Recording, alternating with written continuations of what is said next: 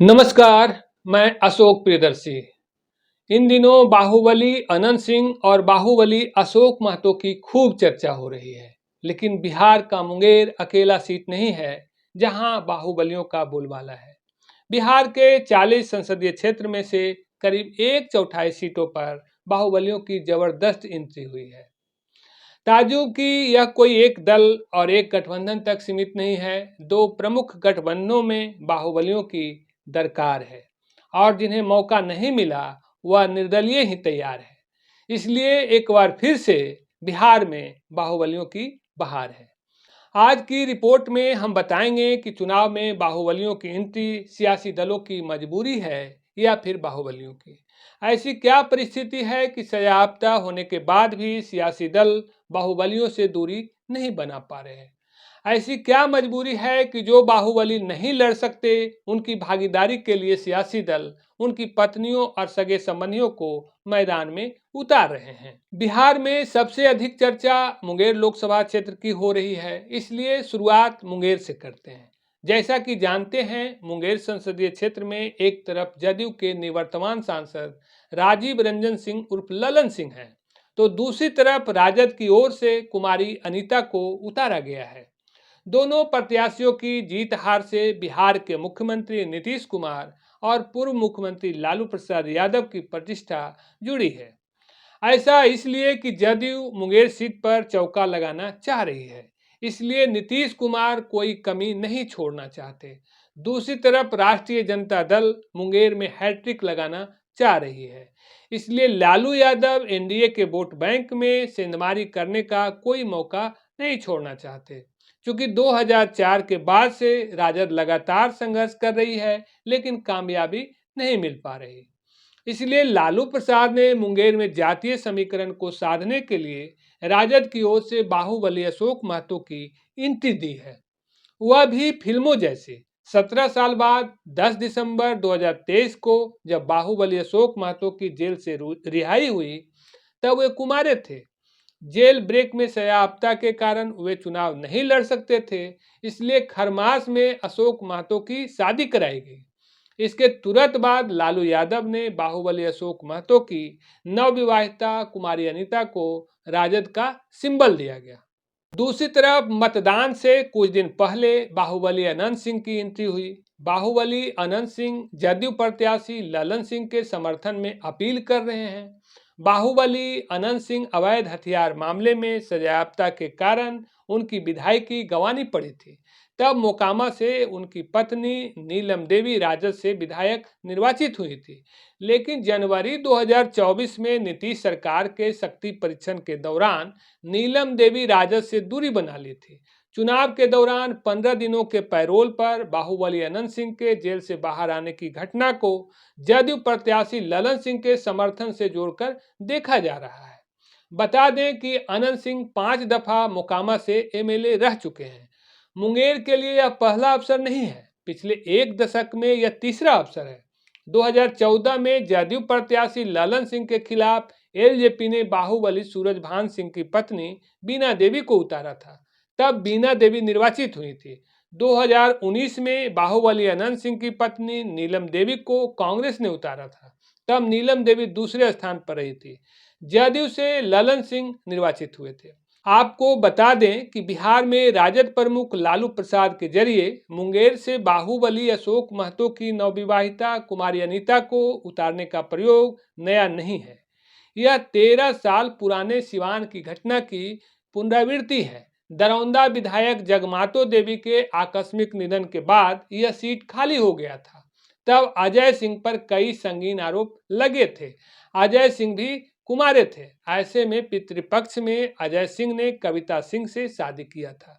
तब नीतीश कुमार ने अजय सिंह की नवविवाहिता कविता सिंह को जदयू का सिंबल दिया था। कविता सिंह 2011 के उपचुनाव और 2015 के विधानसभा चुनाव में जदयू से निर्वाचित हुई थी। यही नहीं, 2019 में सिवान संसदीय क्षेत्र से सांसद भी निर्वाचित हुई थी। कविता सिंह ने बाहुबली मोहम्मद शहाबुद्दीन की पत्नी हेना साहब को पराजित की थी। बता दें कि शहाबुद्दीन 1996 से 2004 तक लगातार 4 दफा राजद से निर्वाचित हुए थे। सजायाफ्ता होने के बाद 2009 से उनकी पत्नी हेना साहब राजद से सियासी मैदान में उतरी। हालांकि वह कभी निर्वाचित नहीं हुई। फिलहाल चौथा अवसर है जब 2024 में निर्दलीय मैदान में है। हालांकि इस दफा कविता सिंह की जगह जदयू ने रमेश सिंह कुशवाहा की पत्नी विजय लक्ष्मी देवी को उम्मीदवार बनाया है, जबकि राजद की ओर से अवध बिहारी चौधरी को। देखें तो बाहुबलियों और सियासी दलों के बीच अटूट सियासी रिश्ता कायम हो गया है। अब एक दूसरे की जरूरत बन गए हैं। शायद यही कारण है कि सजायाफ्ता के बाद भी सियासी दल बाहुबली की पत्नी या फिर उनके सगे संबंधियों को मैदान में उतार कर अपनी जरूरतें पूरी करते रहे हैं। देखें तो शिवहर में जदयू ने बाहुबली आनंद मोहन की पत्नी लवली आनंद को मैदान में उतारा है। आनंद मोहन डीएम जी कृष्णैया हत्या मामले में सजायाफ्ता हैं। बिहार सरकार की पहल के कारण आनंद मोहन की उम्र कैद की सजा पूरी होने से पहले रिहाई संभव हुई है। आनंद मोहन चुनाव नहीं लड़ सकते, इसलिए उनकी पत्नी लवली आनंद को जदयू से उतारा गया है। दूसरी तरफ राजद की ओर से रितु जायसवाल को चुनाव मैदान में उतारा गया है। रितु जायसवाल बिहार की चर्चित मुखिया रही हैं। बाहुबलियों की सियासी कहानी यहीं खत्म नहीं होती। वैशाली में एनडीए की ओर से एलजेपी की निवर्तमान सांसद बीना सिंह को उम्मीदवार बनाया है। दूसरी तरफ राजद ने बाहुबली विजय कुमार शुक्ला उर्फ मुन्ना शुक्ला को मैदान में उतारा है।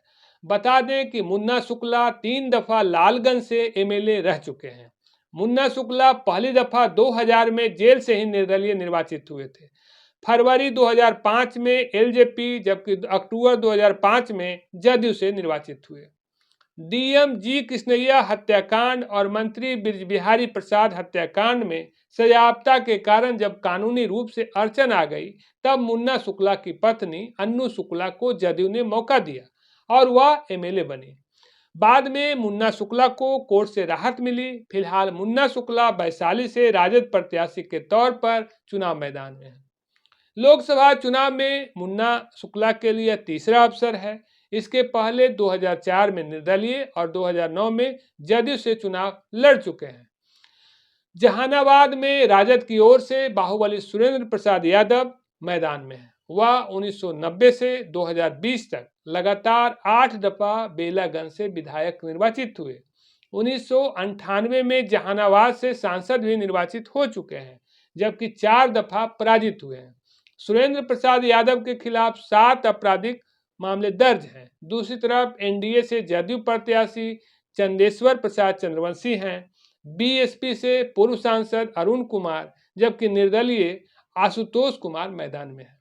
ऐसा नहीं कि बाहुबली सियासी दलों के ऊपर निर्भर रह गए हैं। जहां दलीय आधार पर अवसर नहीं मिल रहे, वहां निर्दलीय भी मैदान में उतर गए हैं। चुनाव से पहले पप्पू यादव कांग्रेस में ज्वाइन किए, लेकिन राजद ने यह सीट नहीं छोड़ी, लिहाजा पप्पू यादव निर्दलीय मैदान में उतर गए। इसलिए मुकाबला रोचक हो गया और राजद की बीमा भारती के लिए परेशानी पैदा हो गई। बीमा भारती के पति अवधेश मंडल भी बाहुबली हैं। दूसरी तरफ पूर्णिया में से संतोष कुशवाहा मैदान में है। बता दें कि बाहुबली पप्पू यादव सीपीएम के विधायक रहे। अजीत सरकार हत्याकांड में सजायाफ्ता हो गए थे, बाद में हाईकोर्ट से बरी हो गए। पप्पू यादव पूर्णिया से 3 दफा, जिसमें 2 दफा निर्दलीय और 1 दफा सपा से निर्वाचित हो चुके हैं, जबकि 2 दफा मधेपुरा से राजद के टिकट पर सांसद निर्वाचित हो चुके हैं। हलफनामा के मुताबिक पप्पू यादव के खिलाफ करीब 41 आपराधिक मुकदमा दर्ज है। पप्पू यादव अकेले ऐसे शख्स नहीं हैं। बक्सर का ही उदाहरण ले, बीजेपी से मिथिलेश तिवारी हैं। दूसरी तरफ राजद से पूर्व मंत्री सुधाकर सिंह, जबकि निर्दलीय से पूर्व आईपीएस अधिकारी आनंद मिश्रा। लेकिन इन प्रत्याशियों के बीच बाहुबली दद्दन पहलवान निर्दलीय उतरकर मुकाबले को संघर्षपूर्ण बना दिया है। बता दें कि दद्दन यादव निर्दलीय, जदयू, राजद और बसपा का सियासी सफर तय कर चुके हैं। बिहार के मंत्री भी रह चुके हैं। दद्दन यादव के खिलाफ 16 आपराधिक मामले दर्ज हैं। यही नहीं, नवादा में बाहुबली राजवल्लभ प्रसाद के सजायाफ्ता के कारण उनके छोटे भाई विनोद यादव राजद से दावेदारी कर रहे थे, लेकिन जब राजद ने मौका नहीं दिया, तब निर्दलीय मैदान में उतरकर राजद उम्मीदवार श्रवण कुशवाहा की मुश्किलें बढ़ा दी। इस सीट पर बीजेपी ने विवेक ठाकुर को मौका दिया। देखें तो दोनों गठबंधन चुनावी युद्ध के मैदान में बाहुबलियों का संरक्षण चाह रहे हैं, इसलिए दोनों गठबंधन की ओर से बाहुबलियों की एंट्री दी गई। जिन्हें मौका नहीं मिल पाया है वह निर्दलीय मैदान में है। ऐसा इसलिए कि बाहुबलियों ने समाज खासकर जातियों में रॉबिन हुड की छवि बना ली है। ऐसे में सियासी दलों के लिए बाहुबलियों को नजरअंदाज करना मुश्किल हो रहा है, और जहां बाहुबलियों को नजरअंदाज किया गया वहां सियासी दलों की मुश्किलें बढ़ी हैं।